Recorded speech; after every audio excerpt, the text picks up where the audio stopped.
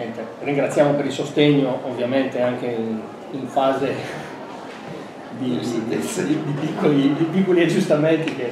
visto il periodo, credo siano dovuti, ma comunque ringraziamo e se posso dire una cosa che prima, mentre Bonin parlava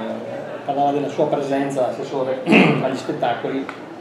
finalmente l'amministrazione è presente. Posso dirlo con gioia, finalmente c'è qualcuno dell'amministrazione degli spettacoli, perché per ora c'è stato un buco,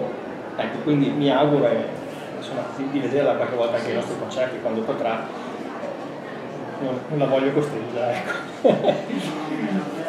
Sì, mi vedrete. comunque mi fa piacere, ecco, che sia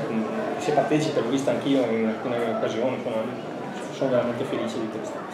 Bene, riguardo al jazz ma anche riguardo alla musica classica abbiamo questa fortuna che questi corsi, anche per passaparola, voi noi non facciamo grande pubblicità purtroppo, ma ormai con i social questa cosa è diventata dilagante, raccogliamo da un po' da tutto il mondo i nostri allievi, e questo mi fa piacere perché arrivano bambini anche per fare i corsi juniores, quelli con l'orchestra,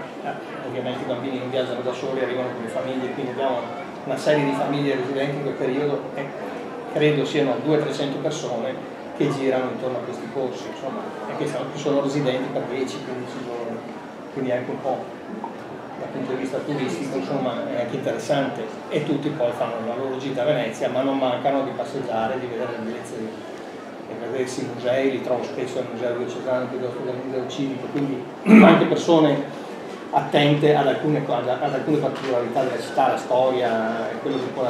può offrire la nostra città. Bene, corso di jazz, siamo in convenzione da ormai 15-16 anni con una scuola americana, la New School for Jazz and Contemporary Music, da cui arrivano i nostri insegnanti affiancati da alcuni italiani.